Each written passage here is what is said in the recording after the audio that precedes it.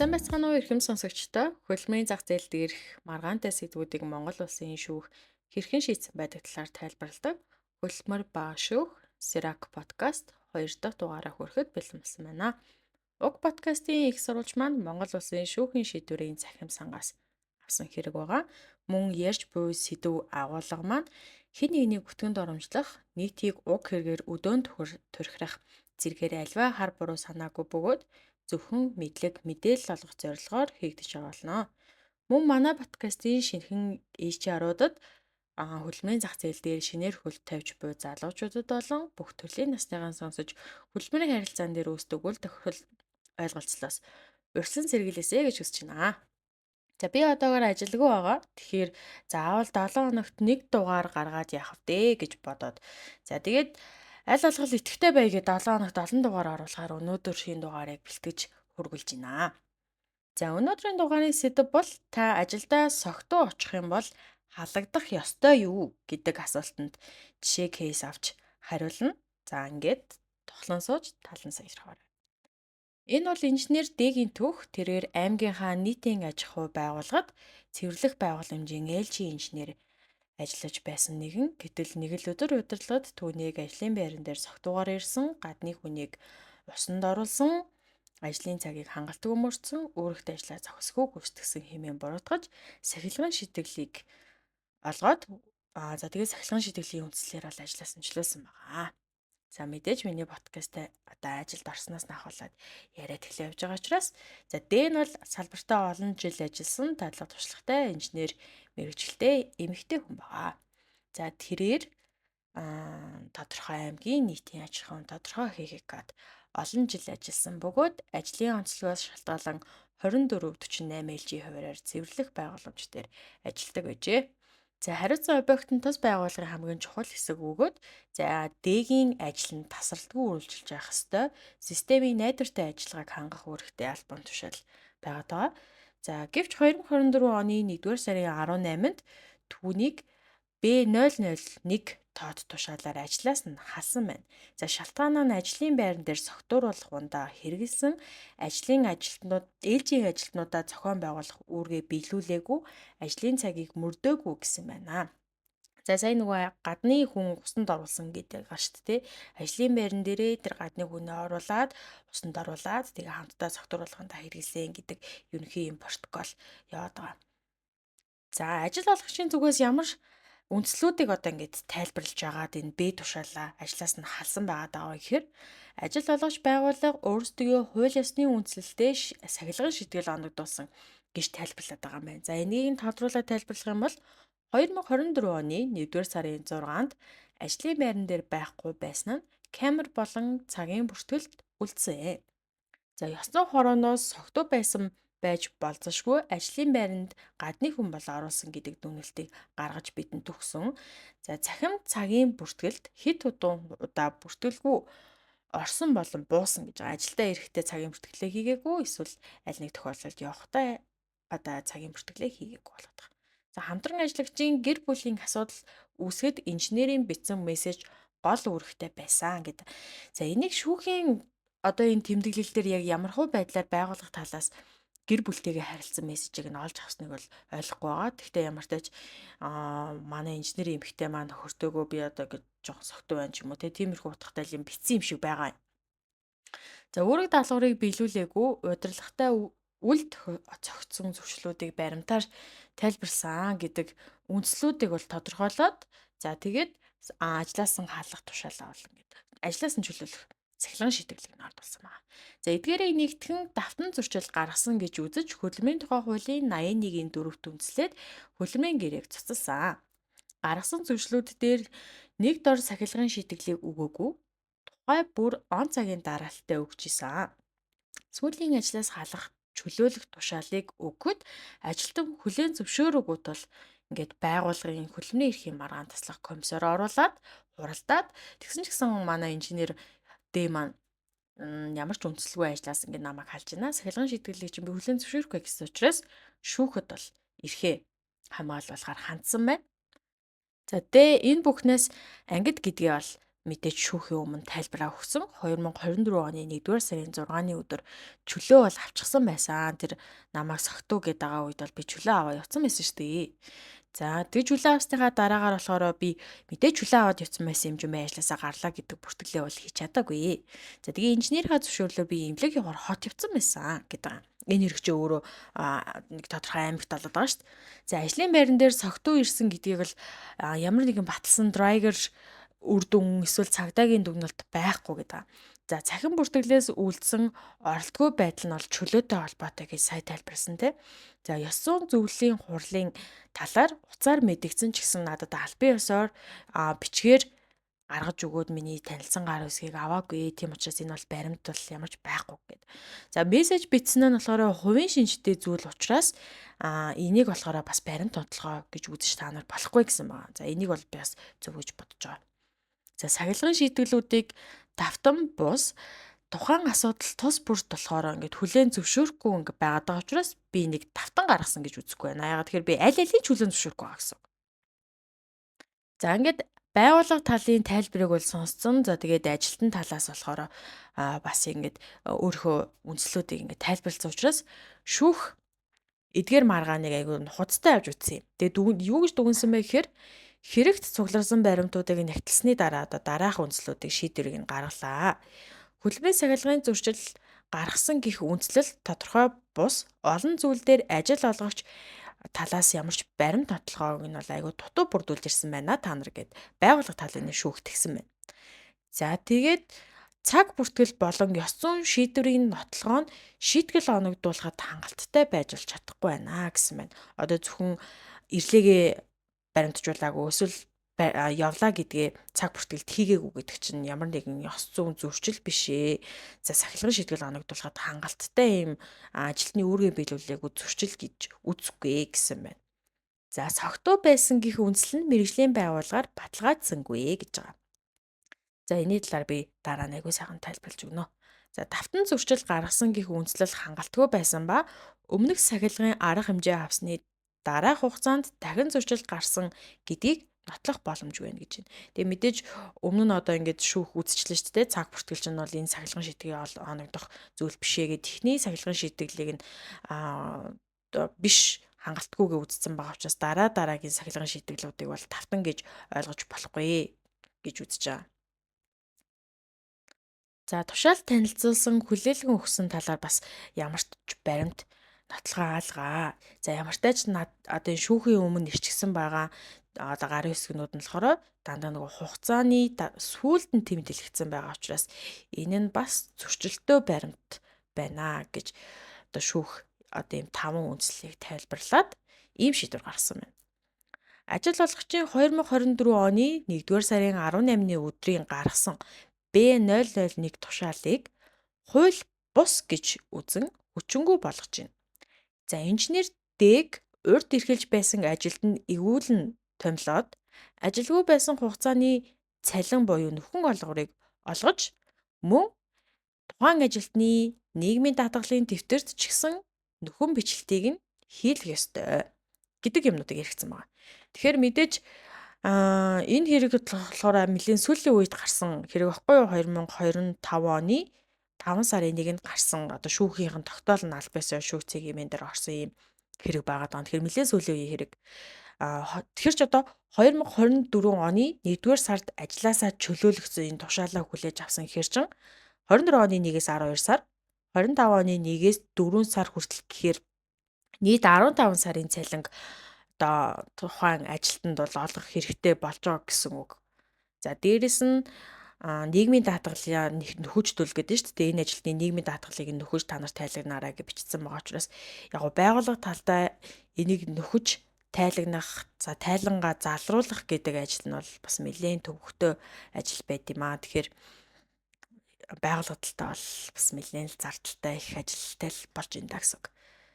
За тэгэхээр энэ хэрэг дээр ажилтан угаасаа ажил дээрээ согтуу ирэх ёсгүй штэ гэж та бүхэн бодож иж магадгүй. Тэгээд шууд ажилтны буруу гэж буруутахгүй. За тэгээд тэглээгээд байгууллагыг харж гин үү та нар хүний мууг үзгээр ингэдэж заяо гэж бас буруу шаахгүй. Айл талаас нь л нөгөө ажилтан болон ажил олгох шийдвэр айл талаас нь л бүх подкастуудаа ярихыг л хичээж байгаа. За тэгэхээр хэрэг бүр тэр ажилтан болон ажил олгогч тал юун дээр анхаарах ёстой вэ гэдгийг подкастынхаа төгсгөл хэсэгт яриад явъя гэж бодоод байгаа. Тэгээд би болохоор 5 төрлөөр ерөнхийдөө зөвлөгөөж хэн шашин мэдлэг мэдээлэл гэж бэлдсэн байгаа. За номер 1-т нь хөдөлмөрийн эрхийн маргаан таслах комисс гэж юу вэ? Сая нөгөө сахилгын шийдэглүүдийг тухай бүр ингээ олоход нь би хүлээн зөвшөөрөөгүй хөдөлмөрийн эрхийн маргаан таслах комиссоор оруулсан ч гэсэндээ гомдолтой байсан гэж ярьсан шүү дээ. Тэгэхээр энэ комисс маань өөрөө байгууллага бүр дээр байх ёстой. За тэгээ яг уг нэрээр бол А тушаалаар батлагдаад үйл ажиллагаагаа явуулж ах хэвээр юм байнгын комисс байгаа. Тэгтээ тухайн альва байгууллага нийт ажилтнууд нь 20-оос доош жижиг байгууллага болох юм бол төр комисс байж болдог. Харин 21 ба түүнээс дээш ажилтнтай болоод томроод ирж байгаа байгууллага болох юм бол ажилтны тоогоос хамаарч тэнцүү тооны буюу 4 ба түүнээс дээш гишүүнтэй. За тэгээд эдгээр гишүүд нь болохоор нийт компани ажилтны хурлаас сонгогдсон ажилтнуудыг 3 жилийн хугацаатай комиссийн гишүүдээр ингээд томилдог байгаа. За мэдээж гүйцэтгэх захирлын А тушаал гарч гэж аль биесээр баталгаажуулна. За энэ комисс нь мэдээж дотроо нөгөө дүрмтэй байх хэвээр үйл ажиллагааны дүрмтэй.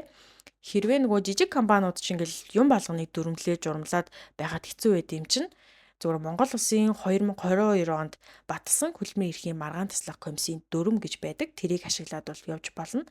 Тэгвэл нөгөө жоохон нарийн деталь зүйлүүд нь бол тусгагдаагүй гэж үзэх юм бол том байгууллагууд маань л тусдаа өөртөө боловсруулад за тэгээд манай байгууллагын энэ комиссийн баримтлах дүрм маань энэ юм гэд аль биесээр гаргаж болно. Гэхдээ мэдээж байгууллага дотроо гаргаж байгаа дүрм журмаа Монгол Улсын үндсэн гаргасан дүрм журм хууль тогтоолоос харш илүү дээгүүр тавьж боловсруулж болохгүй гэсэн үг. За комисс байгуулагдсанаас хойшоо бол анхны хурлыг тухайн гишүүдийн хамгийн насаар ахмаг хүнийг бол даргалж явуулдаг. За даргал нь буюу удирдаад явуулна гэсэн үг шүү дээ. За энэ удирдах байгаа хүн болохоор хамгийн ихний хурал дээрээ цаашдаа тогтмол даргалах хүнийг болон хурлын тэмдэглэл хөтлөх нарийн бичгээ томилох хэрэгтэй байна. За тэгээд нарийн бичиг томилогдсон хугацаанаасаа бол шууд хурал бүрийн тэмдэглэлийг хөтлөж гар хэсгээр баталгаажуулаад шийдвэрийг нь бүх хүмүүс танилцуулаад ингэ явж явах хэрэгтэй хүн байдаг. За гомдол анх хүлээж авснаас хойшоогоо бол тухайн өдөртөө шууд гомдлын бүртгэлийг хийж хурлын тоовыг зарлана. Тэгээд ажлын 3 хоногийн дотор гомдол хүлээж авснаас хойшоогоо хуралдаж гомдоосон болон гомдсон хоёрын тухайн үеийн харилцааг гишүүд тодруулж хэлцээд гомдлыг бол тайлах хэрэгтэй байна. Тэгсэн ч гэсэндээ хуралдаа дууссан ч гэсэндээ шийдвэрийг нь танилцуулсан чинь манай нөгөө гомдолтой хүн маань стил гомдолтой байгаад ах юм бол за бүх бичиг баримтуудаа сайхан бүрдүүлээд гаргасан шийдвэр зэрэг дээр хуралд оролцсон бүх хүмүүсээр гар үсгээ зурулж баталгаажуулаад харьяа сум дүүргийн хөдөлмөрийн эрхийн маргаан зохицуулах 3 талт хороонд хандах хэрэгтэй байдаг. За өөр бас энэ комисс маань тухай бүр ингээд хуралдаад явчихж байгаа шүү дээ. Ингээ байнгын ажиллаа хийчихэж байгаа. Жил болгон бас нэг ажил хийх хэрэгтэй байдаг. Тэр нь жил болгоны 12 сарын 20-ны дотор нийт ажилтнуудад болохоор тухайн жилдээ болсон, шийдвэрлсэн, хуралдсан бүх ажлынхаа тайланг танилцуулах хэрэгтэй байдаг. Тэр нь болохоор бүр яг ингээд үүрэгдсэн байдаг гэсэн үг. Тэгтээ ингээд танилцуулах тэр тайлагных үйл явцад альва нөгөө нэг хоёр аль нэг талын нэг гомдлыг ярих гээд байгаа шүү дээ. Тэгэхээр гомдол ярьж байгаа үедээ нөгөө энэ хоёр ажилтан хоорондоо хэрэлдээд тэгсэн чинь тэр нь тэрийгээ тэгж хилээд гэдэг нэг тиймэрхүү хэрвээ ярих хэрэгтэй болох юм бол тухайн ажилтан хэрвээ миний энэ хувийн нууцыг дэлгэрэнгүйгээр талиндаа оруулж болохгүй энэ чинь миний хувийн нууц юм гэж хэлж болно гэсэн үг. Эсвэл нөгөө талаасаа бас байгууллага нөгөө нууцын талаараа энэ бол байгууллагын нууц юм тэгэхээр нийт ажилтнуудад тайлагнахтаа энэ хэсгийг нь бол та хэд ярьж болохгүй гэдэг зүйлээ бол тайлаг энэ 12 сарын 20-ны тайлангаас өмнө хаалттай байх ёстой мэдээлэлүүд бол мэдээлэх хэрэгтэй байна. За ингээд комиссийн талаар та хэд маань мэдээлэл та. За тэгсэн чинь нөгөө нэг ажилтны тал маань нөгөө инженер Д маань тракер ч юм уу эсвэл ямар нэгэн тодорхой байгууллагын намайг согтуу байсан гэдгийг нотлох баримтч байхгүй гэдэг нэг юм ярьсан шүү дээ. Тэгээд тэрийг нь шүүх бас тийм шүү та нар согтуу гэдгийг нотолж чадсангүй гэд хэлсэн байгаа даа. Тэгэхээр ер нь драгер болон драг тест маань хуулийн өмнө хүчинтэй байд юм уу гэдэг асуулт гарч ирж байгаа. За ихэнх тохиолдолд ер нь хичингү болоод идэгин. Ер нь яг ийм согтуу гэд намайг ажлаас нь халчлаа гэд хүмүүс өргөдөл гомдол гаргалаа гэж бодоод дандаа ажилтан талдаа шийдэгдээд иддэг гэсэн үг. Тэгэхээр драг тест нь өөрөө шээс, цус, шүлс, үс, хөлсөөр одоо тестлж үздэг ийм таван төрлөөр. Харин драгер нь болохоор амьсгалаас буюу бид хэд яг нөгөө зам тээврийн хөдөлгөөнд оролцож байгаа үед цагдаагийн хүлээлгээд байдаг драгерыг хэлээд байгаа. Ингээд нийтдээ одоо согтууруулахундаа хэрэгэлсэн байж болцшгүй гэдгийг 6 төрлөөр бол тестлж болдог байгаа. За олон эрэгтэй хүн ажилдаг байгууллагууд ихэнхдээ амьсгалын төрлөөр драгер ашиглаж согтуу байна уу гэдгийг нь шалгаад байдаг. Гэхдээ ер нь шүү дээ Монголд бол сонирхлын журмаар согтуу эсгээ ч юм уу эсвэл хүнийг согтуу байна уу гэдгийг нь шалгаж болно яг энэ драгераар.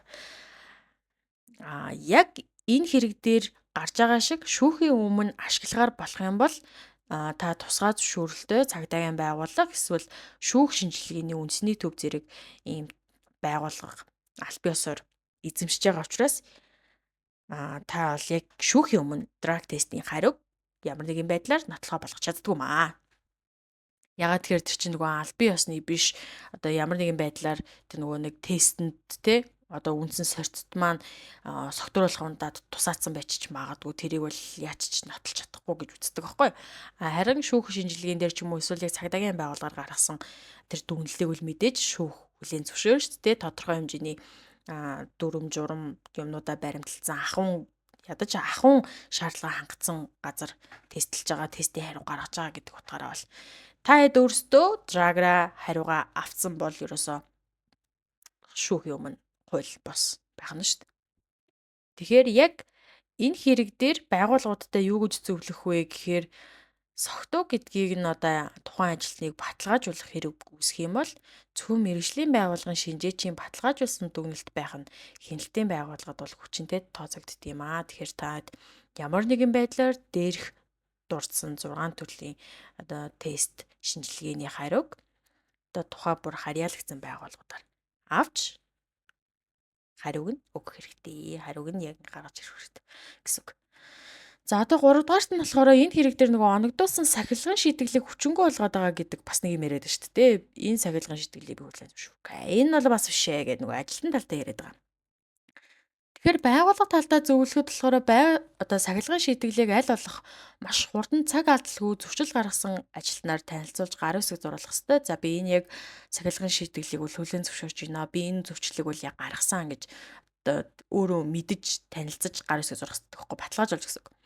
За тэгээд тавтан хэрэг гаргасныг бас ингээ хүчингүүд тооцоод байна шүү дээ. Тэгэхээр би юу зөвлөх гээд байгаа вэ гэхээр ихэнх байгууллага дээр нөгөө сахилгын шийтгэлийн маягт гэ байдаг. Хөвчлэн дандаа жижигхэн А5-ын ч юм уу баг А5-аас жижиг нэг тийм нарийнхан хуудснууд байгаа гэдэг байхгүй. Тэдэн сарын тэдэн тэр тим альбом шалаа тэр авахтай тэр нь хөдөлмөрийн тодоо журмын тэр заалтыг зөрчсөн эсвэл гаргасан зөрчлийг нь хамтран ажиллах хэвээр одоо үгээр доромжилсан ч юм уу те гэх мэтлэн зүйлсүүдийг ингээд тийм зөрчил гаргасан нь үнэн болно. За сахилгын шийтгэлийн амаар нийтэд танилцуулах сахилгын шийтгэл эсвэл тэдэн сарын цалингийн тэдэн хувийг бүр эсвэл ажлаас чөлөөлөх сахилгын шийтгэлийг оногдуулва. Хүний нөөц тэр зөрчил гаргасан ажилтнанд тэр гар хэсэг зураад ингээд дуусчдаг байхгүй. Тэгэнгүүт тэрэн дээр би ямар зүйлсүүдийг байх хэрэгтэй вэ гэхээр илүү дэлгэрэнгүй тайлбарлах хэрэгтэй. Зөрчлийнхаа тухай. За тэгээд тэр зөрчил нь яг юуг зөрчөөд байгаа гэдгийг нь хөдөлмөрийн дотоод журмыг чинь зөрчөөд байгаа мó эсвэл бүр даашаа хөдөлмөрийн тухай хууль зөрчөөд байгаа мó эсвэл албан тушаалын тодорхойлолтоо зөрчөөд байгаа мó тэр одоо албан тушаалыг те гих мэтлэн юуг зөрчөөд байгаа гэдгийг нь бас тусдаа оруулж ирэх хэрэгтэй. За тэгээд хамгийн чухал хэсэг нь болохоор өмнө нь сахилгын шийтгэл авч байсан гэсэх тийм тийм бол сахилгын шийтгэлийн талаар дэлгэрэнгүй тайлбарлана уу гэдэг хэсэг заавал орох хэрэгтэй гэсэн үг байхгүй. За тэгээд одоо хоёр дахь сахилгын шийтгэлээ тухайн хүн чинь нөгөө танилцаад гар үсэг зурж байхдаа өмнөх сахилгын шийтгэлээ ч гэсэн одоо баталгаажуулж давхар баталгаажуулж гар үсэг зурдаг гэсэн үг. Тэгэхээр би хэрвээ та HR та сонсож байгаа юм бол танай байгууллагын сахилгын шийтгэлийн маягт чинь яг ямар байгаа вэ гэдгийг нэг хараад үзээрэй. За дөрөвт нь болохоор ажилтан та ер нь согтуу ирж болох уу? Ажилдаа согтуу ирж болох уу гэдэг асуулт байгаа даа шүү дээ. Одоо яг хэрэг дээрээ сонсож байгаа юм бол одоо болчих ч юм уу гэж бас бодож байгаа ажилтнууд ч юм магадгүй. Тэгэхээр болохгүй. Та ажилдаа ерөөсөө согтуу ирж болохгүй. Энэ нь танаа дотоод журамд заасан ч бай, эсвэл нөгөө нэг мэргэжлийн ёс зүйд нийцэхгүй байсан ч бай. Тэрнээс гадна том зүйл байдаг. Хөдөлмөрийн тухай хуулийн 42-ийн 2-ийн 3-т зааснаар согтууруулах хундаа хэрэгэлсэн үедээ ажлын байранд огт очиж болохгүй. Ажил үүрэг эрхлэлийг хориглоно гэсэн бүрийн үүрэгтэй яждаг. Очиж болохгүй гэсэн ажилтны үүрэг одоо хуулиар заагаад өгсөн байдаг. За тийм учраас танд одоо зөвлөгөө өгье л да ажилтны талд ямар нэгэн байдлаар нэг санамсаргүй бас нэг тохиолдол байдаг шүү дээ. Үнэхээр өөр зайдал уужгаад ажилдаа очих ёстой гэж бодоод ажилдаа очсон чинь чи согтоо байна гэдэг бол бас хэцүү дээ. Тэгэх юм бол үнэхээр таны буруу сахилгын шийтгэлээ хүлээн зөвшөөр.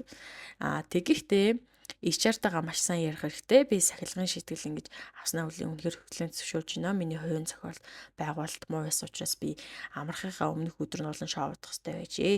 Тэгсэн чинь харин татард болчихжээ гэж хагаад. За тэгээд сахилгын шийтгэлдээ хугацаа авах хэрэгтэй. Одоо яагаад тэгэхээр сахилгын шийтгэл авснаас хойш тань дээр яг ийм Б тушаал гардаг байхгүй юу? За тэгээд Б тушаалаа таны хувийн хэрэгт 1 жил хугацаатай хадгалагддаг. Энэ болохоор хүний нөөцийн үндсэн баримт бичгийн стандарт байдаг. Тэгэхээр энэ сахилгын шийтгэлийг маань 1 сарын хугацаанд залруулах хугацаа бичээд өгөөч. Төхөө одоо ингээд манай гүйцэтгэх захиралд ингээд намайг алдаагаа зөрчлөөд засаж залруулахыг хүсэж байна гэдгийг маань ингээд илэрхийлээд өгөөч гэх хэрэгтэй гэсэн үг. За тэгээ 1 сарын хугацаанд маш сайхан алдаа тогтогдлоготой ажилласан. Сайхан гүйцэтгэлтэй, сайхан цагтаа ирээд эрүүл сарвал сайхан ажилласан байгаа. За тэгээ орхичиж болохгүй юу? Яаж баталгаажуулж бас ингэж баримт нотлогоо болгох ёстой вэ гэхээр дахиад л өргөдлөгч нэгсэг өмнөх нөгөө нэг бас дугаар дээр дурдчихсэн тий. Тэр охтой тэр миний бие тэдэн сарын тэднээс ахуулаад тийм албан тушаал дээр ингэж тогтоос өвчлөлтэй ажиллаж байгаа нь үнэн болно. Гэхдээ миний хувийн зохион байгуулалтгүйгээс үүдээд тэдэн сарын тэдэнд би ажилдаа ингэж согтуурчлээ. Гэхдээ би миний ингээд сахилгын шийтгэлээр дурдсны дагуу Б тушаал дээр тэдэнд 1 сарын хугацаатай эсвэл 2-3 сарын хугацаатай намайг сайн ажиллаад ингээд яваарай гэсэн учраас би өнөөдөр тэдгээр өнгөрсөн 1 сарын хугацаагаа ингээд баталгаажуулаад өргөдөл бичиж байна. Иймээс миний сахилгын шийтгэлийг хүчингүй болгож өгөөч гэдэг өргөдөл бичнэ гэсэн үг. За ингээр яг таны сахилгын шийтгэл чи өмнөх сахилгын шийтгэл хүчинг болчихж байгаа гэсэн үг. Тэгэхээр яг уу одоо нөгөө тавтан сахилгын шийтгэл гаргалаа гэдэг ойлголт чинь одоо дахиад first time болно гэсэн үг байхгүй яг анхны удаа л болно гэсэн үг л дээ. За тэгээд үнэхээр хөдөлмөрлөж байгаа үед чинь эрх чинь зөвчөгдлөө гэж үзэх юм бол шүүхэд хандах нь бол зөв байгаад байна. За тэгээд 5 дахь тохиолдол нь болохоор нөгөө чөлөө авсан аваагүй чи тассан таслаагүй цагийн бүртгэлээ цахимаар хийсэн хийгээгүй гэдэг бас нэг юм яваад байгаа шүү дээ. Яг өөрөө менежерээс болохоор би чөлөөгөө авцсан гэд яриад байгаа. Тэгсэн чинь одоо бодвол эн чинь хүний нөөцөн тэмдэглэл мэдээлэл өгцдөг байлгүй. Тэгээд чи чөлөө авсан ч нөгөө баримт натлгаагүй байна гэдэг юм ярьдаг байхгүй юу. Тэгээ би өөрөө ажиллаж байгаа үедээ болохоор уцаар ярих ерөн дург байсан. Ер нь альва нөгөө ажилтнаа өөрөө доор шууд харьяалах ажилтнаа үүрэг өгөхдөө эсвэл захирлуудаасаа үүрэг авахтаа эсвэл чөлөө авахтаа ч юм уу те. Эсвэл ямар нэгэн байдлаар бусад газар нэгжүүдтэйгээ одоо уялдаа холбоотой ажиллаж байгаа үедээ заавал нөгөө амаар биш яг дэлгэрэнгүй мэдээлэл уцаар ч юм уу амаар шууд авч болно. Гэхдээ тэдгээрхийг заавал нотлох баримт одоо үлдэгдэхийн тулд би дандаа нөгөө мессежээр захирлаа би өнөөдөр чөлөө авч болох уу тийм шалтгаантай байна гэж заавал мессеж өчтдөг. Эсвэл чат бол угаасаа өөрөгийн хэрэглээнд ашиглагдаж байгаа учраас бүх төрлийн шатууд. За тэгээд мэйлэр, чатаар, мессежээр гэсэн үг байхгүй бас мэйлэр ирсэн гэсэн үг байхгүй. Ялангуяа газар нэгжүүдийн хоорондоо уялдаа холбоотой ажиллаж байгаа үед хариуцлага ногдсон. Тэгээд энэ хариуцлагагаа ажиллаа, би хариуцлагагаа ажиллаа гэдгийг нотлоход бол илүү албаны буюу мэйлэр харьцах нь зөв байдаг гэсэн үг. За тэгэхээр аль болох хуцаар бити яриарай ажилтнуудаа л гэж зөвлөгөөд байна гэсэн үг л дээ. Хуцаар амаар биеэр бити аль болох яриарай. Аль болох баримт нотлогоо үлдэх талаас нь дандаа скриншот хийж болох боломжтой тийм талаас нь мессежээр, чатаар, мэйлээр харилцаж байгаарай гэдэг бас ингээд ийм 5 ажилтнаа талдаа бол 2-3 зөвлөгөө өгчлөө. Гэхдээ байгууллагадаа ч гэсэн чамгүй зөвлөгөө өгсөн байх гэж бодож байна. За ингээд Миний подкастын төгсгөлд хэргийн эцэст шүүх эмэгтэй инженерийн хөдөлмөрлөх хэргийг зөрчигдсөн гэж үзсэн байна. Аливаа сахилгын шийтгэлийг зөвхөн бодит баримтанд үндэслэж шударга хуульд нийцүүлэн гарах ёстой байдаг. Ажил олгогчийн дотоод журам, ёс зүйн хороо гэгчийн шийдвэр нь шүүхийн өмнө хангалттай баталгаа баримт болж чадахгүй байгааг бас энэ тохиолдол дээр тайлбарлаж өглөө. Тэгэхээр юм болгоныг л одоо шүүхэд хандчвал яах вэ гэдэг талаас нь хүний нөөцөд мандана баримт нотолгоогоо бүрдүүлж авах шаардлагатай гэдгийг энэ хэрэгээрээ тодорхойлж чадсан байхаа гэж бодож байна. Эдийн шүүхийн шийдвэр ажилтны талд шийдэгдсэн ч та энэ түүхийг сонсоод ямар бодолтой үлдсэн бэ? За Дээгийн үнэхээр буруу байсан уу? Эсвэл байгууллагын хит нэг талыг барьсан сахилга ёс зүйн арга хэмжээд хүнийг ажлын байраа алдахад хүргэв гэдгийг доор комментээр үлдээгээрэй. Та бидний ажил дээр гардаг жижиг зөрчлүүд том үр дагаварт хүргэж болгийг энэ хэрэг бас харуулж байна. За ингээд төгсгөлд нь би болохоор ингээд дараалаад 10 дугаарын сэдвээ төлөвлөсөн байгаа. Гэхдээ та хэдийн сонсомоор байгаа ч юм уу эсвэл мэдмээр байгаа сэдв байх юм бол над руу Instagram DM-ээр эсвэл шууд комент хэсэг дээр бичиж үлдээгээрэй. Бас Instagram-аа би нөгөө тайлбар хэсэг дээр линкийг нь оруулж. За тэгээд өшөө олон дугаар ороосой гэж бодож явах юм бол миний суваг дээр subscribe болон лайк дараарай. Та Сэраг подкастын 2 дугаар дугаарыг сонслоо. Бид дараагийн дугаарт бодит кейсээр тулгуурласан бас нэгэн сонирхолтой шийдвэрийг хуваалцгаална. Сонссонд баярлалаа.